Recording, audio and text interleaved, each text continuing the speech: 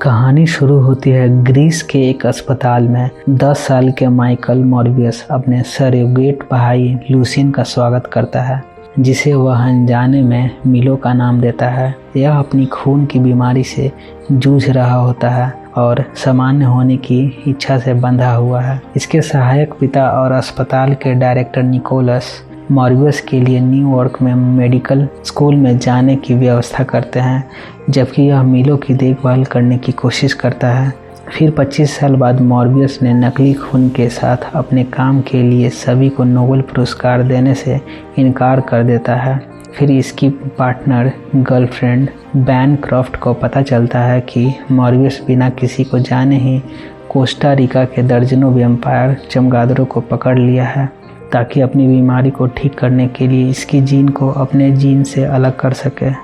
अपने इस खतरनाक प्रयोग के बारे में माइलो को बताने के बाद मॉर्बियस अपने हथियारों के साथ अंतर्राष्ट्रीय जल में एक निजी भाड़े के जहाज को तैयार करने के लिए माइलो से पैसा लेता है और माइलो से वादा करता है कि मैं तुम्हें भी बीमारी से ठीक कर दूंगा। फिर अपने प्रयोगशाला में खुद पर इसका इस्तेमाल करता है और इलाज काम कर जाता है। यह मॉर्बियस को एक पिशाच में बदल देता है। तभी डर के मारे प्रयोगशाला के लोग इन पर हमला करना शुरू कर देता है।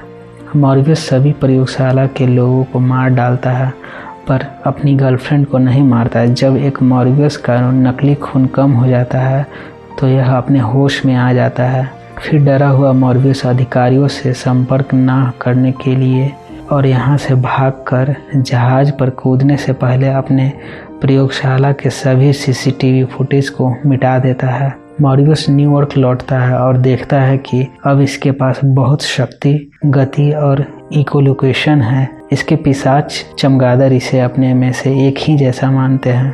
अपनी खून की बीमारी को रोकने के लिए यह नकली खून का इस्तेमाल करता है, क्योंकि यह धीरे धीरे इसकी ज़रूरतों को पूरा करना बंद कर देता है। FBI एजेंट्स साइमन और रॉड्रिक्स ने मॉर्बियस के द्वारा मारे गए लोगों की जांच करता है और इसके द्वारा मरने वाले लोगों की संख्या कम करता है। जैसे ही माइलो को पता चलता है कि मॉर्बियस अब ठीक हो गया है, तो माइलो मॉर्बियस के पास जाता है और खुद को ठीक करने के लिए इसे कहता है, पर मॉर्बियस इसे ठीक करने से मना कर देता है, क्योंकि यह बहुत खतरनाक है। मॉर्बियस के मना करने के बाद माइलो बहुत गुस्सा होता है और यहाँ से चला जाता है। कुछ समय बाद मॉर्बियस जब अस्पताल में भर्ती बैनक्रॉफ्ट की जांच के दौरान एक मरी हुई नर्स मिलती है जिसका खून बह रहा था, तभी पुलिस मरी हुई नर्स का दोषी मॉर्बियस को मानता है और इसे गिरफ्तार करने की कोशिश करने लगता है। पर मॉर्बियस इन सब से खुद को बचाने के लिए यहाँ से भागने लगता है। फिर पुलिस के द्वारा गिरफ्तार हो जाता है। तभी जेल में मॉर्बियस माइलो से मिलता है, जो इसे यहाँ से भागने के लिए अपने धन का उपयोग करने के लिए इससे कहता है। फिर माइलो के यहाँ से जाने के बाद मॉर्बियस इसकी छड़ी को महसूस करता है। तभी इसे पता चलता है कि उस नर्स को मारने वाला और कोई नहीं, माइलो ही था, क्योंकि माइलो मॉर्बियस की प्रयोगशाला से खुद को ठीक करने में सफल हो जाता है और यह बात मॉर्बियस को अब पता चलती है और मॉर्बियस से ज़्यादा ताकतवर बन चुका है। मॉर्बियस जेल से भागकर माइलो का सामना करने चला जाता है। इधर एक बुराई का रास्ता अपनाने वाला माइलो लोगों को खून करना शुरू कर देता है।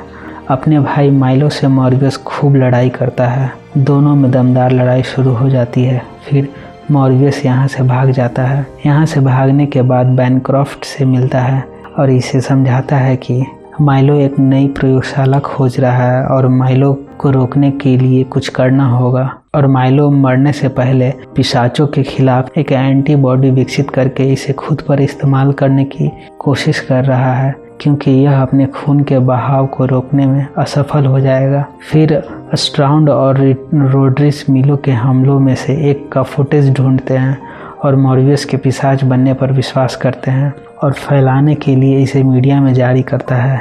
इधर निकोलस माइलो को पहचान जाता है और इसे यह सब करने से रोकने की कोशिश करता है। निकोलस माइलो से कहता है कि तुम मॉर्बियस से ज़्यादा ताकतवर नहीं हो सकते। यह सुनते ही माइलो निकोलस से बहुत नाराज़ हो जाता है और गुस्से में इसे घायल कर देता है। ताकि निकोलस को बचाने यहाँ मॉर्बियस आ सके, पर मॉर्बियस इसे बचाने बहुत देर से आता है और इधर माइलो मॉर्बियस की गर्लफ्रेंड को घातक रूप से घायल कर देता है। कुछ समय बाद मॉर्बियस अपनी गर्लफ्रेंड के पास लौटता है, लेकिन माइलो के द्वारा बहुत घायल होने से मॉर्बियस की बाहों में इसकी जान चली जाती है। मॉर्बियस इसे बचाने के लिए अपना खून पीने को कहता है। फिर मॉर्बियस माइलो का सामना करने लगता है, इसे अपने काबू में करने और माइलो की एंटीबॉडी को इंजेक्ट करने के लिए चमगादड़ों की एक सेना बुलाता है। फिर कुछ समय बाद माइलो की मौत हो जाती है और मॉर्बियस चमगादड़ों के साथ उड़ जाता है, अपने साथियों के मरने का शोक मनाता है और एक भगोड़े पिशाच के रूप में अपनी पहचान को गले लगाता है। इसके बाद इधर जाने अनजाने मॉर्बियस की गर्लफ्रेंड एक चमकदार लाल आंखों के साथ फिर से जीवित हो जाती है। मॉर्बियस के रक्त की एक बूंद को निगलने के बाद इसे एक विजन दिखाई देती है, जिसमें एड्रियन टॉम्स खुद को मॉर्बियस के ब्रह्मांड में ले जाता है और फिर विजन देखने के बाद इसके रास्ते में स्पाइडरमैन यहाँ आता है। टॉम्स मॉर्बियस के पास जाता है और इसे सुझाव देता है कि हम एक टीम बनाते हैं और कहानी खत्म हो जाती है।